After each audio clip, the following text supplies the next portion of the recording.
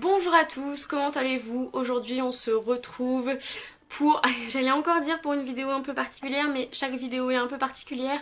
Donc on se retrouve pour faire un petit point sur mes lectures en rapport avec les spin-offs de Orgueil et Préjugés. Donc si vous ne connaissez pas Orgueil et Préjugés, je ne sais pas comment vous avez fait dans votre vie, c'est-à-dire que vous avez passé votre vie dans une cave, je ne sais pas, franchement je ne sais pas ce qui vous prend, mais Orgueil et Préjugés c'est ce grand chef-d'œuvre de Jane Austen qui est mondialement connu, qui a été écrit au 19e siècle, qui raconte l'histoire d'Elizabeth Bennet, qui est une des 5 filles Bennet. Il y a un nouveau voisin à Netherfield que la mère des 5 filles va essayer d'appâter pour épouser sa fille aînée, et à côté de ça il va y avoir beaucoup d'histoires de mariage, de trahison, etc., d'enlèvement même. C'est juste génial et c'est tout petit. Voilà, donc je ne sais pas ce que vous attendez pour lire Orgueil et Préjugés. Comme vous l'aurez compris, je suis un petit peu une grande fan d'Orgueil et Préjugés. Je l'ai découvert très jeune et du coup à l'époque ça m'a genre... J'ai toujours un énorme crush sur Mr. Darcy. À peu près comme 70% des gens qui lisent Orgueil et Préjugés. Voilà. Et donc je me suis retrouvée au fur et à mesure des années à accumuler les spin-offs sur Orgueil et Préjugés. J'ai décidé de les lire pour en faire une vidéo et donc c'est maintenant tout de suite. Le premier livre spin-off d'Orgueil et Préjugés que j'ai lu, c'est La mort s'invite à Pemberley de P.D. James, que je n'ai pas en format papier donc je ne peux pas vous le présenter, qui est l'histoire d'Orgueil et Préjugés 10 ans après.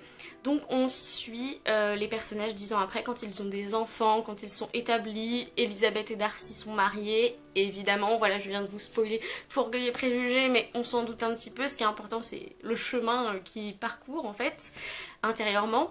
Et donc il va y avoir un meurtre à Pemberley, qui est la demeure de Mr. Darcy, qui va faire un énorme scandale dans la famille et même autour, mais qui implique toute la famille Bennet et Darcy.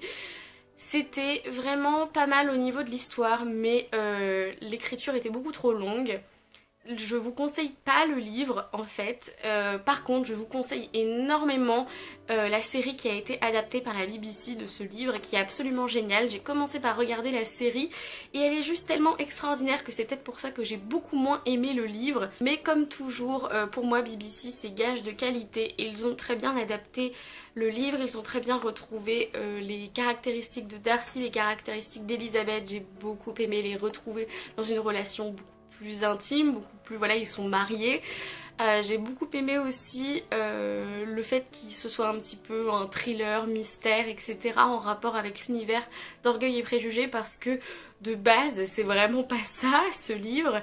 C'est vraiment un roman de domestic manners, c'est-à-dire qui se concentre sur le mariage et la vie domestique, la vie chez soi.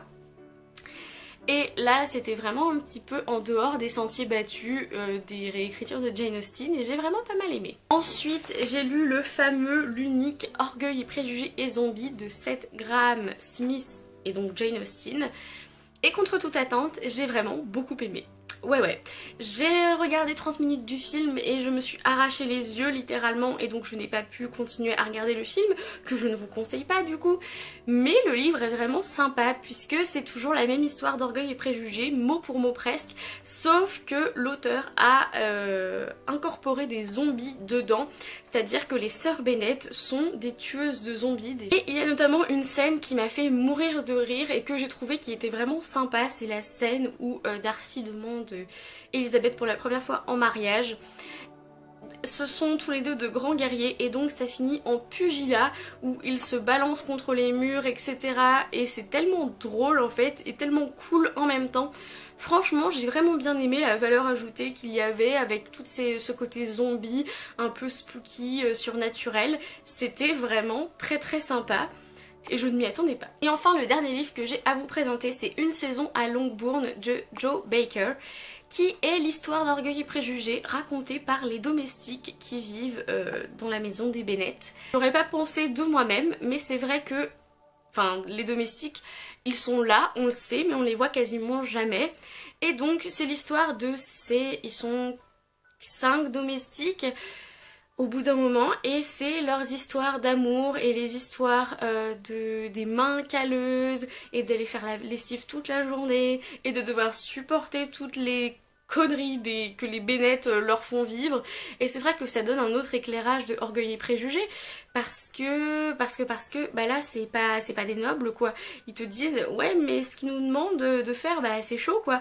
Genre quand Lydia elle est ah j'ai plus de ruban, et que t'as la fille qui est obligée de se jeter sur la route boueuse, qui risque d'attraper la pneumonie pour aller lui chercher des rubans pour son bal, et là tu fais ouh, effectivement je n'avais pas pensé à ça. C'était un roman quand même bien sympathique, même si du coup on ne voit absolument pas Darcy, puisque c'est normal, les domestiques ne l'ont quasiment jamais vu.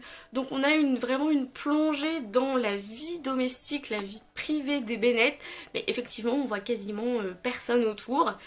Et c'était franchement sympathique, c'était assez instructif, même si du coup on s'éloignait de plus en plus d'Orgueil et Préjugés, et que si on cherchait vraiment Orgueil et Préjugés dedans, bah on trouvait l'ambiance en fait, mais on ne retrouvait pas forcément les personnages principaux, c'est-à-dire que les personnages principaux bah, ce sont les domestiques. Et voilà, donc c'est tout pour cette vidéo focus sur les spin-offs de Jane Austen. J'en ai encore 2-3 autres que dans ma liste d'envie et que j'aimerais bien lire, notamment j'ai mes souvenirs de Jane Austen. J'ai aussi une saison avec Darcy des éditions Milady, mais j'ai eu une mauvaise expérience en spin-off de Jane Austen avec les éditions Milady, donc ça on verra.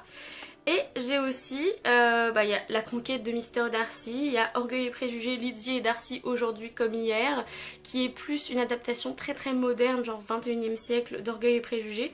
Donc on verra bien. Excusez-moi, j'avais complètement oublié, c'est en disant adaptation moderne du 21e siècle que j'ai pensé à le journal de Bridget Jones. Évidemment, adaptation un peu plus évidente d'Orgueil et Préjugés, puisque le personnage dedans s'appelle Mark Darcy, et donc ça reprend complètement les clichés et la dynamique d'Orgueil et Préjugés.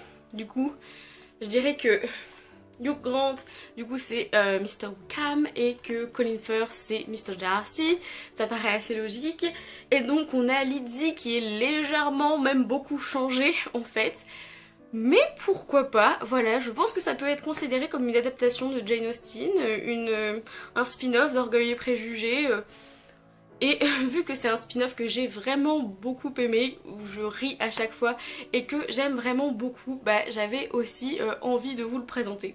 Voilà. Ou après que je me sois un petit peu rattrapée aux branches comme ça, cette fois je conclus vraiment en vous posant quelques questions. Est-ce que vous êtes fan de Jane Austen? Est-ce que vous êtes fan d'Orgueil et Préjugés comme je le suis? Est-ce que vous avez envie de lire des spin-offs et des adaptations?